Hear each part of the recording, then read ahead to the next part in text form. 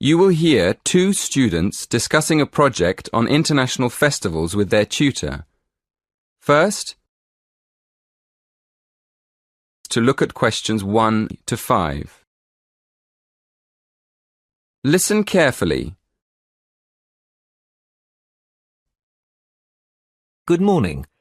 Shall we start by looking at the topic of your project?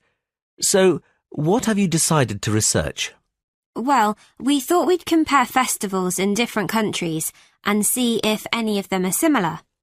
Yeah, you know, like the carnival celebrations in South America and the water festival in Thailand. OK. What exactly are you planning to study? The origins of the festivals? The types of celebration? People's attitudes towards the festivals? We were planning to look at the origins of the festivals and the time of year they're celebrated. We're thinking of looking at the connection between the seasons in different countries and the actual festivals, and then looking for similarities between countries that are quite far apart. Well, that sounds interesting. Did you say you've already started researching into the carnival? Yes. We've already found a connection between the carnival and the seasons. For instance, some researchers say that a very long time ago in Europe, people used to put on colourful masks and costumes at the beginning of the year to celebrate the end of winter, and then they could get ready for spring. Right. And then what happened? Well, as the years went by, the purpose of the carnival changed, and it became a religious festival. These days, there are big carnival celebrations in countries all across the world, like Brazil and India and Indonesia. But an interesting thing we discovered is that in some countries, people celebrate the carnival by throwing water at each other in the street.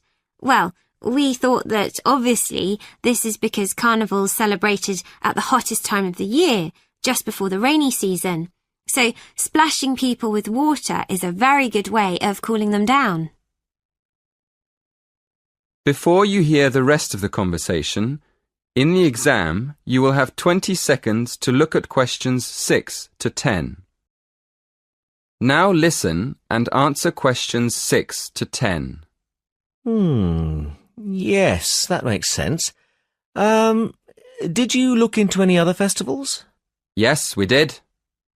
What we're planning to do is more research into water festivals. We found that in Asian countries, where there aren't any carnival celebrations, there are still festivals that involve people splashing each other with water. Actually, we found references to them in Burma, Thailand, Vietnam, China, and Japan. But we also found a reference to a water festival in Mexico. So we thought we'd look into that a bit more and see if we can find any similarities between these countries. We realised that water is more than just a way of cooling people down in hot weather. It also has a lot of different religious meanings and purposes. For instance, we found that in some societies, water can mean life or wealth or just luck. Yes, and another thing we found out is that these water festivals often celebrate the beginning of the new year, just like the original celebrations hundreds of years ago before the carnival. So, up to now, we found that the carnival and the seasons are linked by ancient traditions, and that water plays an important part in the celebrations. That is the end of part 1. You now have half a minute to check your answers.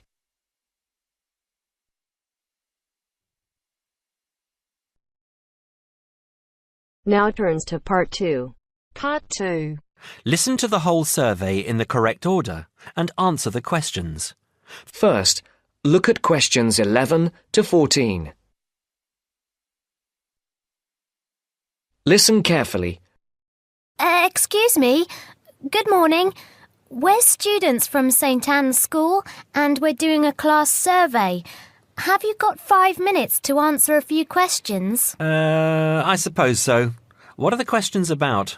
About spending habits, people's attitudes to money and what they spend money on. Well, yes, OK, but only 5 minutes.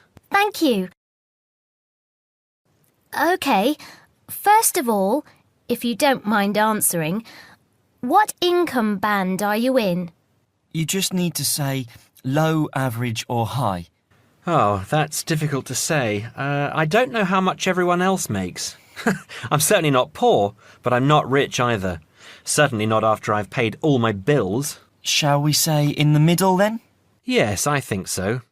And how much money do you feel you have to spend? You said that you have to pay a lot of bills. Yes, I feel that I don't have very much. I earn quite good money, but it doesn't feel like that most of the time. I guess everyone would like to have a bit more money, though. OK, so what do you spend most of your money on? Well, most of it goes on monthly expenses. I've got a big mortgage on my house, and my children's school fees are very high. After I've paid for gas and electricity and water, and all the insurance on the house and my car, I don't have much left. I like taking my wife out to a nice restaurant once a month, but I don't very often buy clothes. Oh, and I collect radios. Old radios. That's my hobby. And how do you usually pay for the things you buy? I use my debit card for most things these days. I have 2 credit cards, but I don't like using them. I prefer to pay for things immediately. Otherwise, I feel I'm getting into debt. I pay my bills online or over the telephone. I usually have between £10 and £20 in cash with me to pay for emergencies, taxi fares and that kind of thing. Before the broadcast continues, look at questions 15 to 20. You will now listen to the second part of the talk. What do you think is good value for money? Not very much, to tell you the truth. Everything seems to cost more than it should these days. I think my telephone and internet broadband package is good value for money, though. That's my telephone line, any number of national calls and unlimited internet use for only £22 a month. I think at least one member of my family is online for an hour or more every day. I think £22 is a very good deal. And what do you think is a waste of money? Personally, I don't understand why anyone buys a new car. They are so expensive, and as soon as you drive them out of the showroom, they're worth £3,000 less. Perhaps I'm just saying it because I can't afford a new car myself. But to me, it seems so much more sensible to buy a good second-hand car for half the money. Do you ever buy anything you can't afford? Yes, I collect radios, old radios. I have 9 now, and they're quite expensive. I paid £350 for a 1950s radio last month. I didn't have much money for the rest of the month after that. My wife thinks I'm crazy, but it's important to treat yourself occasionally, don't you think? My wife buys nice perfume and lots of clothes, and I have my radios. OK, so finally, would you say that you're a spender or a saver? Well, as I said, I don't really have much to save, but I guess I'm a saver rather than a spender. It's good to enjoy money if you have it, but you must save for a rainy day. You never know what will happen in the future. Thank you very much for talking to us. Have a nice day now. That is the end of part 2. You now have half a minute to check your answers.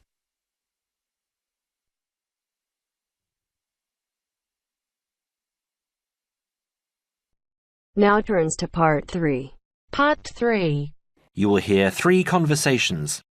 The first and the third between 2 students, and the second between a student and a clerk. First, you have some time to look at questions 21 to 25. Now, listen carefully and answer questions 21 to 25. I'm looking for the main hall. So am I. Are you going there to register for next year? Yes, I was told to go to administrations and fill in an application form. That's what I'm about to do. I went to information and they told me it was at the end of this corridor. Then we have to turn left and immediately right. That should lead us to the exit, where opposite we should find the entrance to ground level main hall. It's a big old red building. From there we need to go to the first level and then follow the signs. Apparently it's the second office opposite the foyer. It would be pretty hard to miss. That sounds easy. It shouldn't be too hard to find.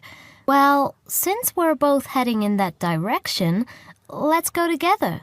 Hopefully it won't take too long. I haven't had anything to eat and I'm starving. Me too. Well, how about I go to the canteen and get us something while you make your way to the main hall? I'm sure there's going to be quite a wait. There always is. I can meet you there. Sounds like a good plan. What do you want me to get you? How about a chicken and salad roll and a drink? Okay. What if they don't have a chicken and salad roll? Anything similar, like ham and salad, or just plain salad and cheese. Oh, and don't forget the drink. I feel so dehydrated. No problem. What type of drink? I don't know. How about a Coke? No, nothing like that. Something healthier. An orange juice? They're usually full of sugar unless you get it freshly squeezed. Water? Yes, that's perfect. Here, take £2. That should cover it. If it's more, I'll give it to you when you get back. I only have a 20, and you know that they get cranky if you give them large notes. Okay. See you in 5 minutes. Before you hear the rest of the talk, you have some time to look at questions 26 to 30. Now listen and answer questions 26 to 30. First year economics. I'll just have to fill out this form for our records. What's your name? Phoebe Payne. Can you spell that for me? Sure. P-H-O-E-B-E-P-A-Y-N-E.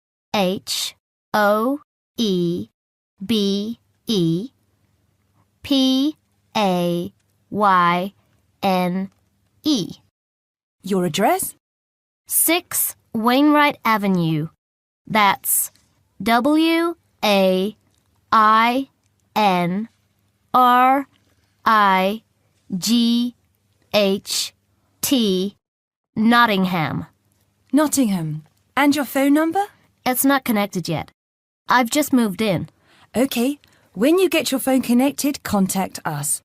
I'll just make a note that your phone number is to be advised. I'll do that. What course were you doing? Law? No. Economics. First year. First year economics. Yes, that's right. OK.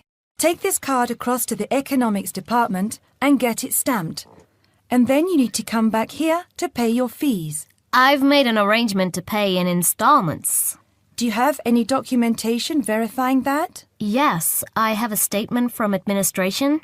OK, when you return, we'll have a look at it. Thank you very much. Here you are. It was quicker than I thought, but I have to get this card stamped and return here to organize my fees. That's good. It means that I won't have to wait long either. How did you get on? What with? Oh, the food. Well, there wasn't much left, so I got you a cheese and tomato sandwich and water. That's fine. Do I owe you any more? No, I need to give you back £3. But I only gave you 2. Oh, yeah. I thought you gave me a £5. OK, so we're square. So what do I have to do? Go to the desk and give your personal details. Then they'll give you a card that you need to take to your faculty. What's your major?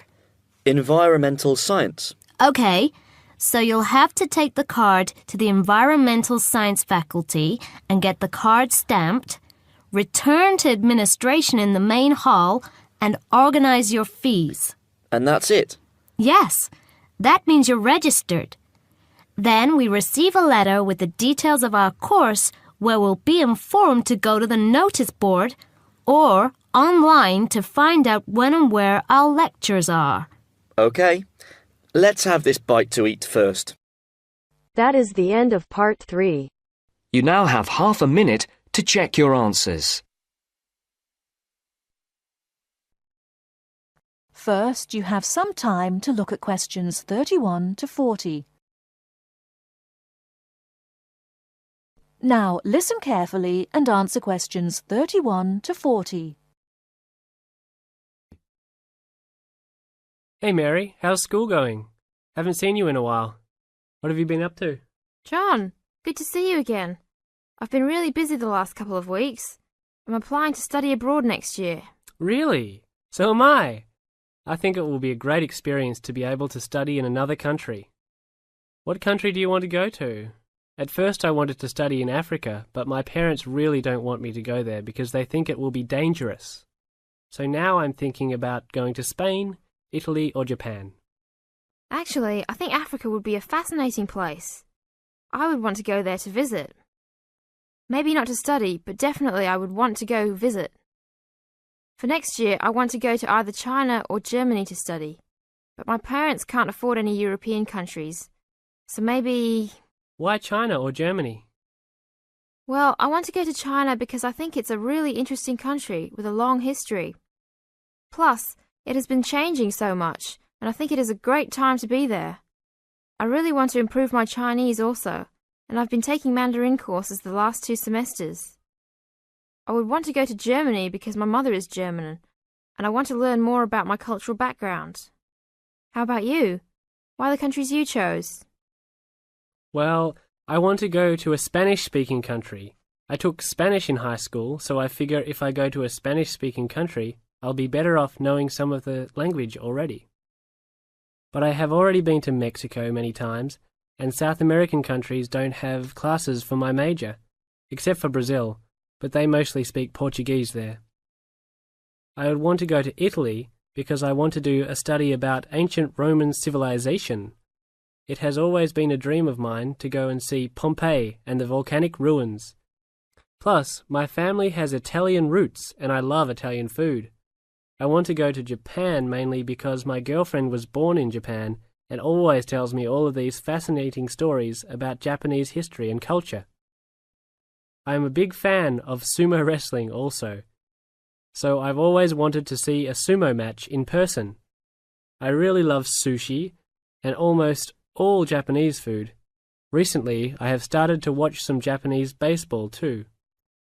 But of course, these are all secondary reasons. My main reason is of course my girlfriend and understanding her culture. I don't speak any Japanese though, so that is my major drawback. I think it is much better to go to a country if you can speak the language. That's great. When do you have to decide by? I have to finish all my applications this week. I'm really stressed trying to finish everything, on top of all my schoolwork. I'm almost done with my applications. I just have to finish the Italy application. I think my last choice is Italy, so I'm doing that one last. How long do you want to go for? I think I'm only going to go abroad for 1 semester, or else I won't be able to graduate on time. I have many classes left until I can finish my degree, and I'm not sure if I will be able to take them studying out of the country.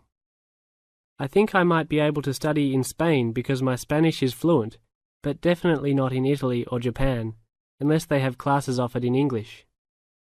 I want to go for a year. I've heard that it's better to go for a year because you get a full experience and get a better grasp on the language. But I understand that most people can't finish their degree in time. It was hard trying to decide which country I would rather go to, but I think my first choice is to go to China. I know Germany will be great also. Either way, I will be thrilled to have the opportunity to study there. What's your first choice? I really don't have one. Actually, I think I'm like you. Just being able to study in another country will be great. Either Japan or Spain will be awesome. Italy will be awesome too. But I've been there a bunch of times, so I think I prefer to go somewhere else. Sounds exciting. We'll have to go to class now. It was great talking to you again. See you around next time? Yeah, sure. See you around. Hope that everything goes well. That is the end of part 4. You now have half a minute to check your answers.